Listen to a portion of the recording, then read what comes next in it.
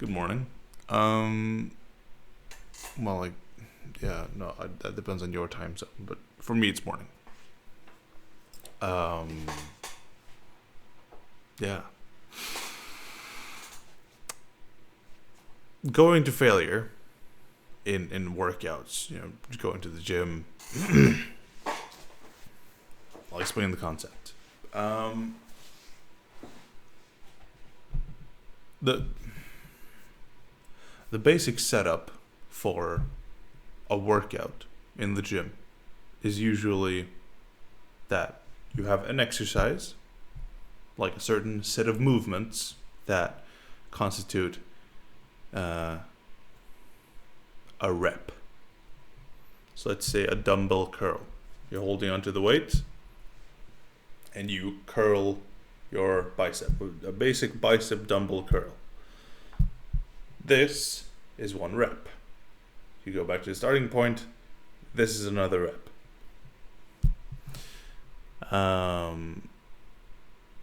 Once you've done a certain number of those, that's a set. That's now a collection of reps that we call a set. The exact number of reps you want to do in a set depends entirely on you, and I don't know if there's there's probably science on that, but I prefer to do a large amount of reps, like between 15 and 20. That's usually considered a large amount,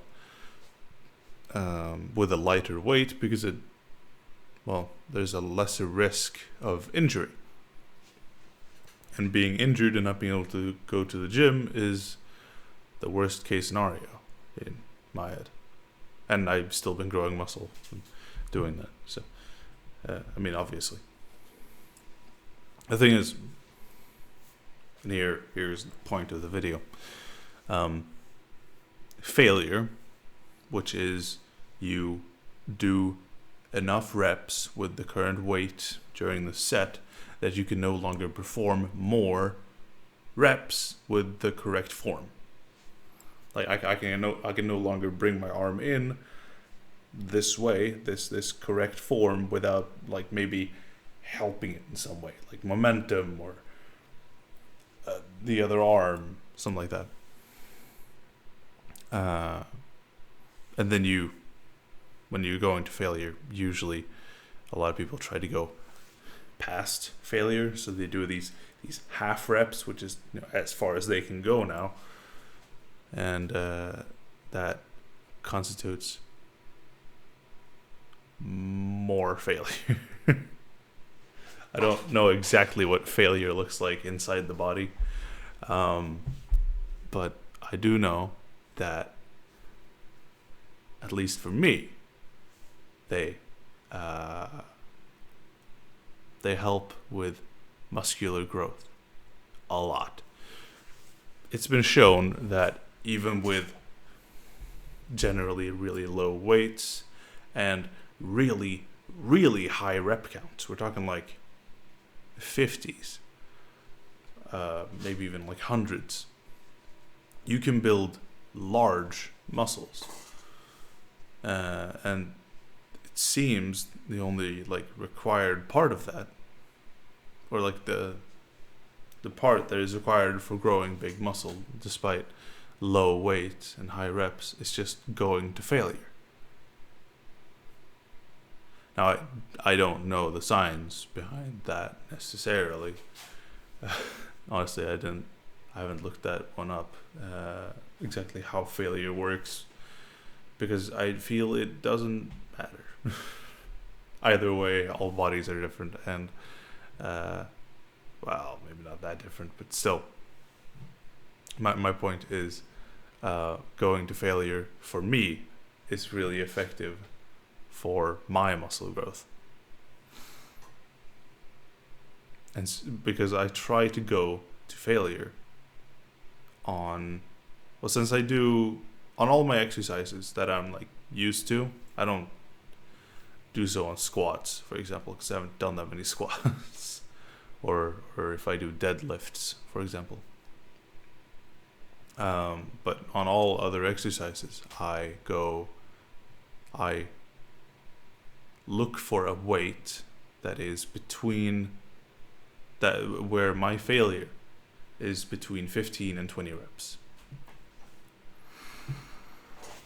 And that's been working very, very well. I also don't keep necessarily I have a loose idea of how much weight I'm pulling, but I specifically don't keep track of the weight I'm working with, because it means I'm constantly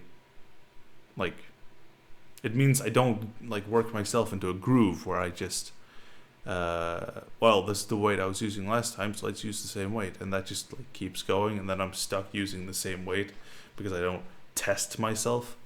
Even though I'm reaching failure, that might not be actual failure. It might just be me thinking, oh well, can't do anymore, even though I actually could have if I poured more effort into it. And so that's why I go for true failure on every set where my reps are below 20. Yeah.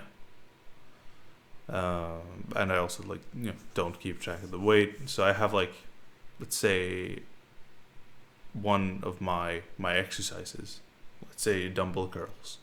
I first do a weight I know I can curl that much for that many reps. So, and that's a testing set, warm up. So I get in the groove and I'm okay, well, I could probably do that weight. So let's do that weight. And then I do a set there and I'm okay, well, I could increase it a little bit and that'd be good. And so I do that, and now I have 2-3 working sets at that weight. While the other are basically warm-up sets. Which is good. It's good to have included warm-up sets. Warm-up sets are really important for avoiding injury. It allows you to prime your muscle for the movement you're doing without, already doing the movement, I suppose.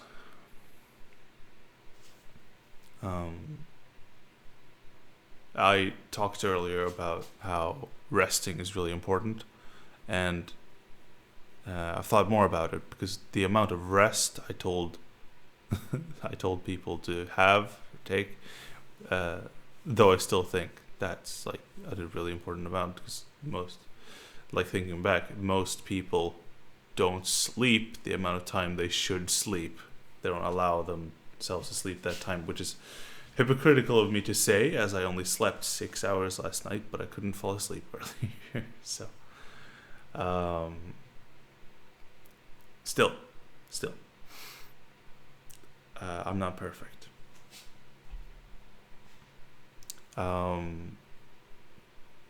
But so that the amount of rest that I talked about, which was have 3 rest days a week, should only be if you're taking the absolute majority of your sets to failure. I said I had 2 warm-up sets and then 3 working sets. The warm-up sets are until I do 20 reps. If I don't reach failure by then, I don't reach failure, and then I increase the weight until my true failure is within 15 and 20 reps.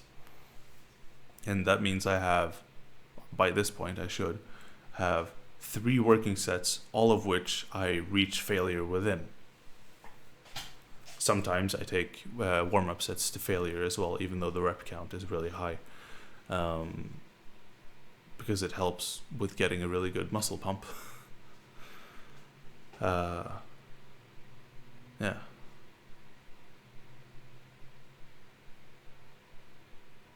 Yeah. And so me having sometimes that many rest days, though it's not usually on purpose, it's more just I allow myself to have that because I have something else to do.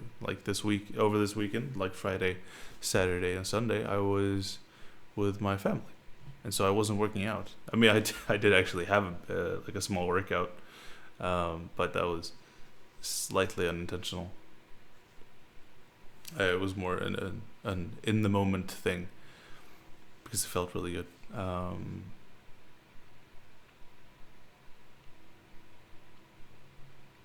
But generally, I don't have that many rest days. Generally, because I really, really, really like working out. It feels so good to work out, dude. Getting the pump and everything, spending time in the gym. God, it's the best part of the day.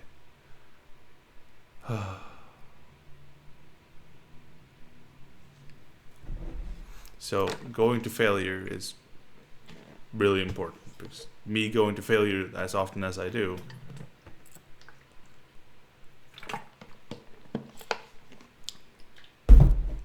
is probably why my muscles are growing so fast, and why I probably need a bit more rest. I think that's the way I'm thinking about it. There was one more thing.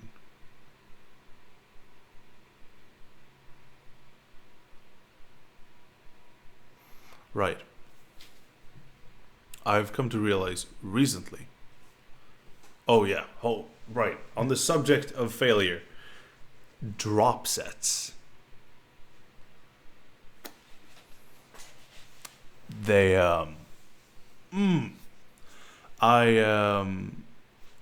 I decided, like, last time I worked out.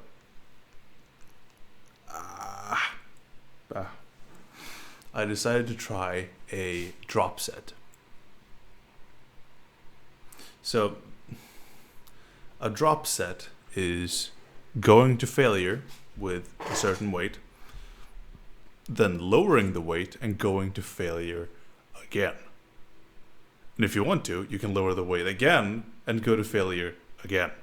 And over and over and over and over again until you get to no weight. This is truly going past failure. You leave nothing in the tank. It is insane. And I love it. I had 3 sets last workout where I went to failure. 2 on tricep extensions with a cable. You know, with the rope, the pulley, you go down, you extend your triceps. And another on the chest fly machine. Chest fly took way too long. Jesus. I had the weight too low.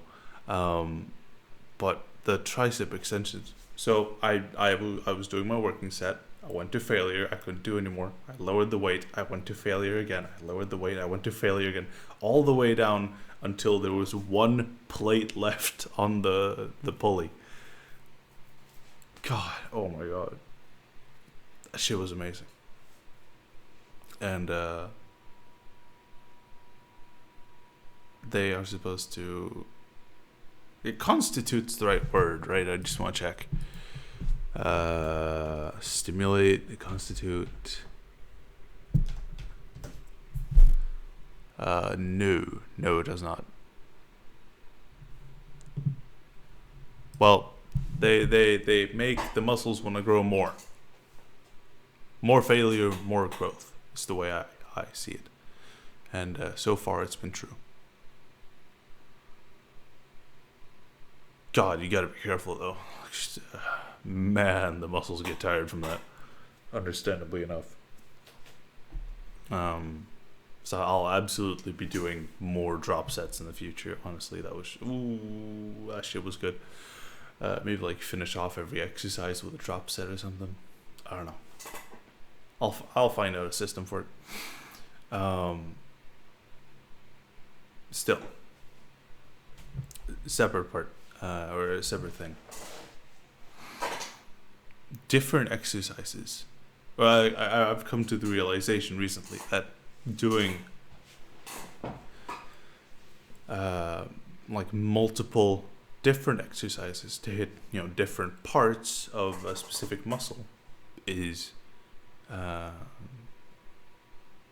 really important for growth. At least a lot of people have, you know, like a popular split to do where you focus on certain muscle groups on certain days of the week push-pull legs, for example. That means you're spending like 1-2 hours focusing entirely on chest, triceps, shoulders, stuff like that. That would be on push. And you're not doing just like 1 or 2 exercises per muscle. You're doing like 3, 4. Which is to constitute. No, that's not the right word. It's to stimulate, like, I guess, all around and, like, you're growing the entire muscle. You're not growing just one part of the muscle, like the shoulders, for example. You have. See if I can do this. Well, okay. Well, I'm not an anatomy doll, but still. You have the front delt. You have the medial delt. The one in the middle, and then you have the rear delt. And to work out, or like to grow all parts of the shoulder, the delts, you need to do exercises for each part of the shoulder. Just doing one shoulder exercise won't hit all of those muscles. And so I'm starting to understand recently, like, the point of, okay, the way I've been working out has been more like, well, I feel like doing this, so I'll be doing this. And I really like working out my entire body, because getting like a full body pump is sublime. But I've been understanding recently the point of having these segmented days where you focus on this muscle group, this muscle group, this muscle group, because then you can spend more time doing multiple different exercises for the same muscle to, like, truly finish off that muscle. Like, okay, good, that muscle is done for the week, or done for now, I guess. So I don't know. And like that means you don't need to spend like more than 3 hours in the gym. Like I like spending that much time in the gym because it feels great, but it's really, time intensive. And I don't get my entire body while doing that. No, then I'm just really tired the next day. So I'm thinking maybe either you can have like a full body workout every few days, or like every other day, and then you just go all in on the entire body, or you do the split stuff where you have, like, obviously you still need rest days on a split, but where you focus on specific muscle groups to really cut down on the workout time. Because if I want to do, say, 3 exercises for each muscle group for my entire body, I would be in the gym for God knows how long. Now I'm spending 3 hours and I'm doing like 2 exercises per muscle, if not 1, when it comes to like leg extensions, stuff like that.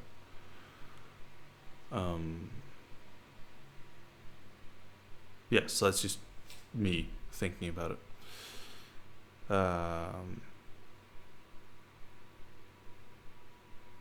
Yeah.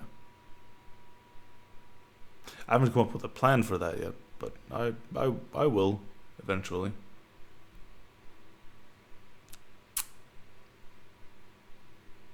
I mean, the dream would be to have so much time in my days that I can just spend an entire day in the gym finishing off the entire body.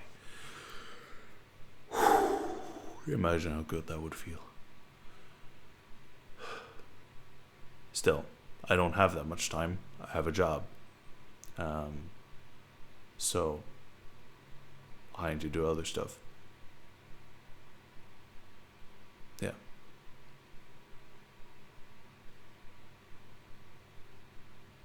Yeah.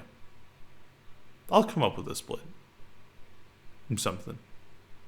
Because now I'm finally getting, like, I'm finally understanding why people have that. Alright.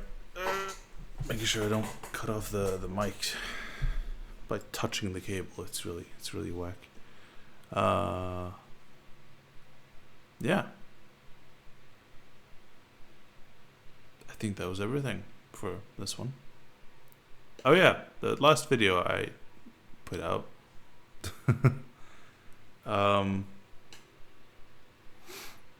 A lot less people put comments on it than I thought would happen. I might have been a bit too careful posting that video. I was thinking it was gonna like get like a lot of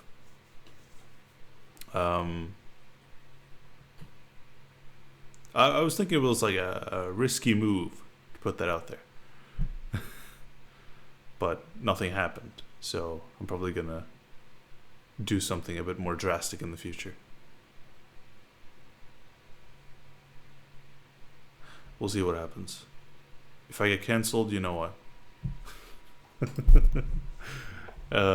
Take care, and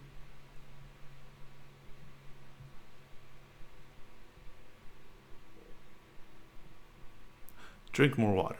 You're probably dehydrated. I see those chapped ass lips. You best be drinking water. Don't lick them now. Alright, fucking take care.